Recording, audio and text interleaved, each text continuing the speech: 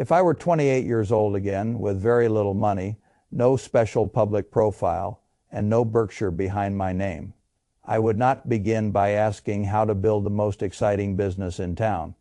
I would ask a much more important question: what kind of machine can I own that gets paid before anybody remembers to admire it? That is the first truth most people never learn. They spend the best years of their lives chasing businesses that are exciting to talk about and miserable to own. They chase the kind of ideas that make good thumbnails, good party conversation, good social media posts, and terrible balance sheets. They think visibility means value. They think novelty means edge. They think being early to a trend is the same thing as owning a business. It is not. Business is not a mood. A business is not a clever angle. A business is a machine that takes real demand and turns it into repeatable cash. That is the standard. And when I look at how ordinary people actually become wealthy, the answer is not nearly as glamorous as the culture likes pretending it is. That does not surprise me in the least. The world is full of people who would rather own a story than own a machine. Stories are easier to love. Machines are easier to get rich from. I want to tell you about a man like Harry, not because his life was theatrical, because it was ordinary. And ordinary is where the best lessons live. Harry was 32 years old, working as an operations coordinator in a logistics company. After tax, he brought home a little over $3,400 a month. His net worth was not what ambitious men like to confess. It was a paid-off hatchback and less than $1,000 sitting in a savings account. Before he found his lane, he did exactly what a great many modern strivers do. He took several trips through excitement, a drop-shipping store that barely made money, a crypto phase that turned enthusiasm into a smaller number, a clothing brand that left him staring at unsold hoodies in his hallway, like little monuments to the difference between branding and business. The pattern underneath it was always the same: hype, complexity, uncertain timelines. No predictable cash landing in his account every month. That is one of the best definitions of a weak business, I know. No predictable cash landing every month. People overcomplicate this subject because they are embarrassed by simple truths. Here is a simple truth. If your business needs adrenaline in order to feel alive, it is probably not a very good business. Good businesses are often boring because they are repetitive. They solve the same need again and again. They do not need a new speech every month. They do not need reinvention every quarter. They do not require the owner to reseduce the market every morning. They simply serve a need that keeps returning. And one night, on a late bus home, Harry stumbled into a thought that changed his whole direction. He came across the old idea that many real millionaires are self-employed people running dull, normal businesses. That phrase mattered more than the public likes to admit.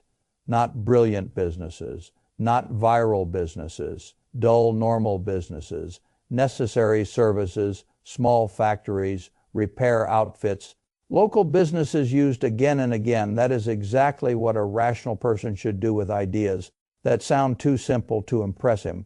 Test them. Harry did not become rich because he suddenly became more original. He became more honest. He spent the next year looking at local business listings, entrepreneur forums, and sale listings for small businesses in his own area. He noticed that the same categories kept showing up in stories about quiet wealth, not glamorous, not complicated, not sexy, just relentless. That word matters too. Relentless. Not because the owner is working himself to death, because the demand keeps coming back. People need their clothes cleaned again. They need storage again. They want to drink again. They need the bugs gone again. They want the rent collected again. They want the car washed again. Need repeats. Trends expire. This is the difference between entertainment and wealth. Harry found 6 categories that kept repeating themselves: laundromats, vending routes, self-storage, car washes, pest control, and similar route-based services, property management. Now, I am not telling you that every laundromat is a gem and every car wash is a path to freedom. Nothing so simple deserves blind faith. But I am telling you that the categories themselves reveal a pattern the public keeps ignoring. They are repetitive services, low drama purchases, and often asset-backed businesses. That means they benefit from habit, routine, and small decisions made frequently, instead of grand emotional decisions made rarely. That is exactly the sort of business structure I admire. I do not need the customer to hold a family council before paying me $12. I do not need the customer to meditate on the purchase for 30 days. I do not need to re-educate the customer about why this category matters. I want him to need it, to understand it immediately, and to pay almost without emotional resistance. That is a far superior economic position. Harry almost skipped laundromats at first because the category looked too old to be interesting. That should have been the clue, not the objection. The world has developed a terrible habit of confusing old with obsolete. Some old businesses are weak, some are ancient because they sit on unchanging behavior. Clothes keep getting dirty. Renters still lack in-unit machines. Families with washers at home still need larger machines for bulky loads. The need does not care whether the founder sounded cool on a podcast. The need simply repeats. That made the category real to Harry. He found an aging laundromat 15 minutes from his apartment, owned by someone ready to retire, generating around $198,000 in annual revenue and about $4,200 a month of seller's income, and looking like it had stopped evolving around 1999. Harry scraped together $27,000 for a down payment, with part of it coming from selling the better car and part from a line of credit. The seller financed the rest over 7 years. Month 1 was not sexy at all. Gross revenue around $9,200. After rent, utilities, attendant, soap, and debt service, Harry took home about $1,300. By month 6, after adding card readers, nudging the price, and introducing a simple family wash pass, monthly cash flow rose to around $2,100. That is what adults should admire. Not the first month's glamour, the first 6 months' direction. Too many people reject good businesses because the beginning does not flatter their ego enough. They want the first month to feel explosive. They want proof that they are special. They want the world to clap before the machine is even warmed up. I do not want applause. I want trajectory. That is why the laundromat mattered. It did not replace Harry's job overnight. It proved a more important point. It proved he could own a machine that sent cash to him without requiring another hour from the logistics office. A great many people underestimate how psychologically important the first non-salary cash flow really is. It may not look like a fortune. Fine, it changes the owner anyway. He stops thinking only in terms of work for pay and starts thinking in terms of own for pay. That is the first transformation. Then came the vending route. Again, notice how this works. Harry did not discover vending in some grand visionary moment.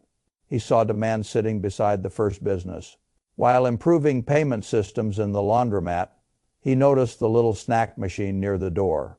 Same chips, same drinks, same grab and go behavior. That is how capital allocators should think. They should ask, where is the captive audience? Where is the waiting time? Where is the under-monetized behavior? So he bought a machine from a retiring operator, put it near the laundromat entrance, and then added a few more in nearby locations like a warehouse, office lobby, and repair shop. The route made a little over $1,000 a month in profit by month 3. Then more than $2,400 a month by month 12 after he improved product mix and moved one weak machine to a better site. This is exactly how wealth gets built in the real world. Not one giant leap, one boring machine feeding another. Laundry created foot traffic, vending monetized waiting time. The first business gave him the money and confidence to buy the next machine. The next machine gave him more cash without demanding a new dramatic identity. Stacking boring is how the numbers become interesting.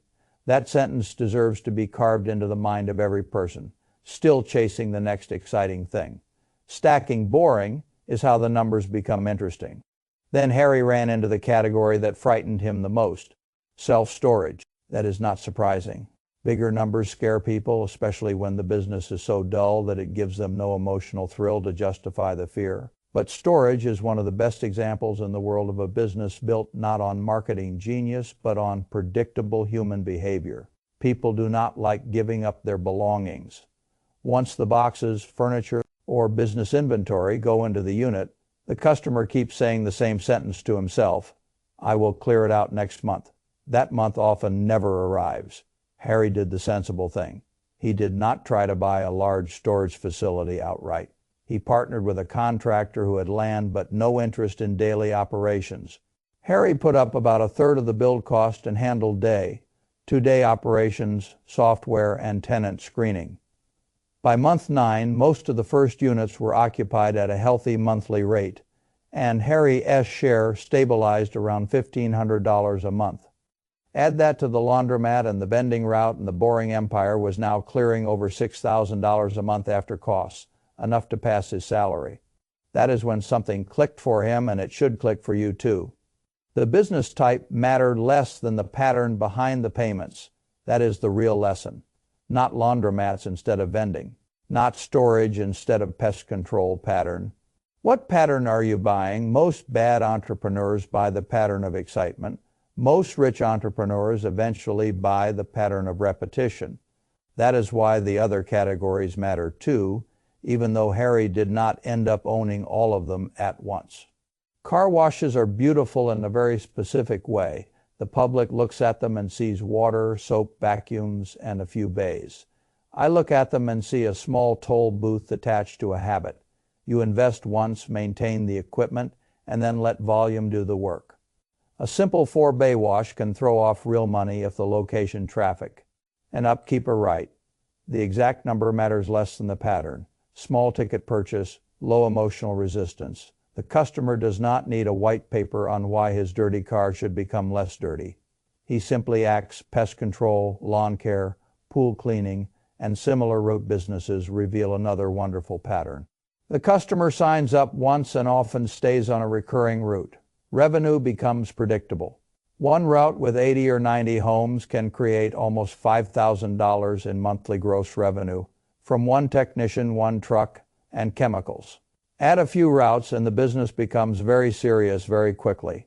Property management reveals a similar truth. 50 doors at around $90 per door per month is already meaningful gross fee revenue. Scale to 150 doors with a small team, and the money becomes hard to ignore. Again, no glamour, just repetition, need, and mild customer decision making. And once Harry had seen enough of these categories, he stopped asking the wrong question. He stopped asking what business could go viral. He started asking what boring business in my city already passes the 3 right filters and has an owner who wants out. Those filters are far more valuable than most startup advice floating around online. First, customers pay you at least monthly without needing to be chased. Second, the customer's decision is low drama. Third, over time you can own or control the key asset under the cash flow. Those 3 filters are gold. They are better than trend, chasing better than what is hot, better than most startup incubator language, better than 10,000 motivational posts. Let us take them one by one. The first filter is monthly repeat cash flow. This matters because wealth does not like emotional revenue. Revenue that depends on drama, novelty, launches, hype, trend cycles, or your ability to reinvent your public personality every quarter is exhausting. Repeat monthly cash flow is beautiful because the customer's life keeps reminding him to return. Clothes get dirty, bugs come back, tenants remain, boxes stay. The business is attached to routine, not spectacle. Routine is where money becomes compounding instead of performative. The second filter is low. Drama decision making. This is one of the most underappreciated truths in small business. A low drama purchase is an easier purchase, and easy purchases repeat more often than high drama ones. Nobody holds a family summit over a soda from a vending machine or a $12 car wash.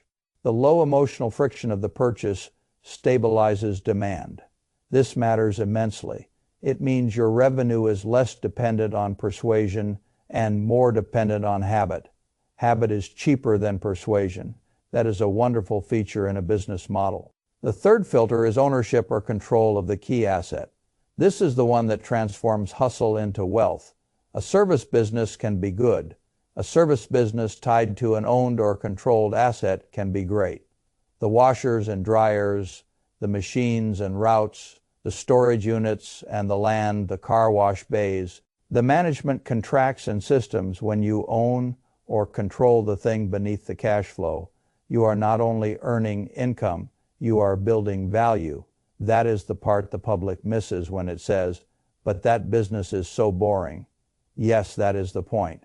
The owner is not trying to feel excited. The owner is trying to get rich.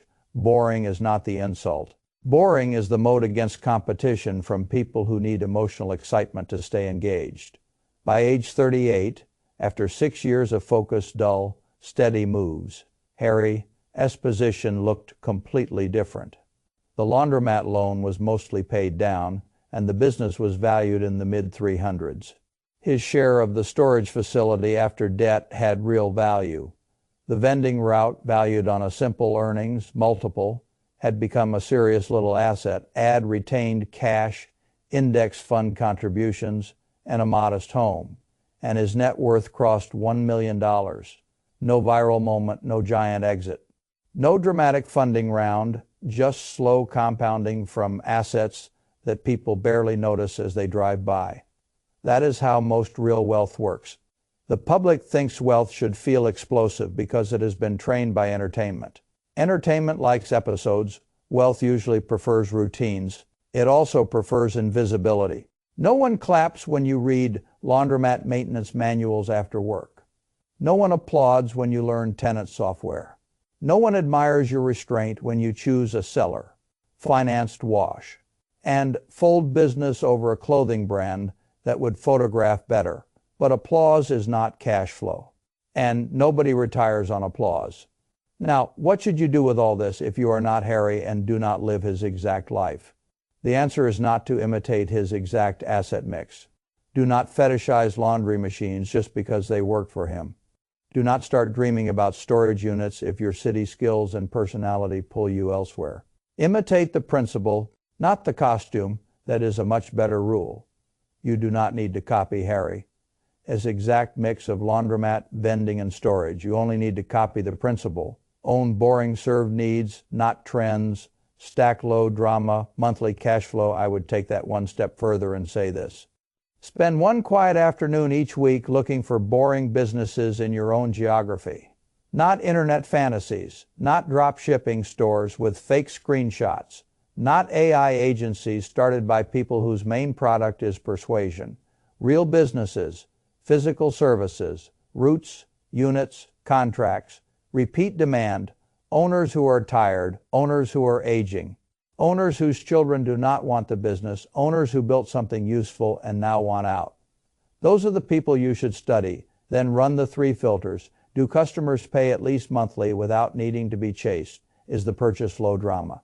Can I eventually own or control the key asset? That simple process will teach you more about wealth than 6 months of watching flashy business content. There is another lesson here that is more important than most readers will realize. Boring is a filter for you as much as for the business. Most people are not failing because the opportunities are absent. They are failing because they do not have the temperament to own them. Can you stand the repetition? Can you respect a machine that grows slowly? Can you let one unglamorous cash stream feed another without becoming embarrassed by the pace? Can you accept that no single year may feel explosive while the net worth still changes permanently underneath you? That is the real barrier, not opportunity temperament. If you have the temperament, the categories are almost secondary. Dense rental markets may favor laundromats or storage. Sprawling suburbs may favor pest control or lawn care. Commuter corridors may favor vending and car washes. Property management can exist almost anywhere enough houses and landlords exist. The point is not that one business is holy. The point is that a certain kind of business logic keeps showing up wherever ordinary human need repeats. And once you see that, a very important shift happens. You stop chasing trends and start buying behavior. That is how adults get rich. They do not ask what is exciting. They ask what will still be needed on an ordinary Tuesday. 5 years from now, they ask what people buy without needing to be convinced each time. They ask what asset sits underneath the cash flow. They ask whether the machine can survive boredom. That is a much better way to build a life. Because if a business only feels worth owning while it is exciting, then the owner is probably in the wrong business. I have never wanted to own businesses that required me to stay emotionally excited in order to remain economically interested. I want businesses that pay me while everyone else overlooks them. That is why I understand Harry so well. He did not become rich by learning to look smarter. He became rich by becoming less romantic. He stopped asking how to become the next big thing.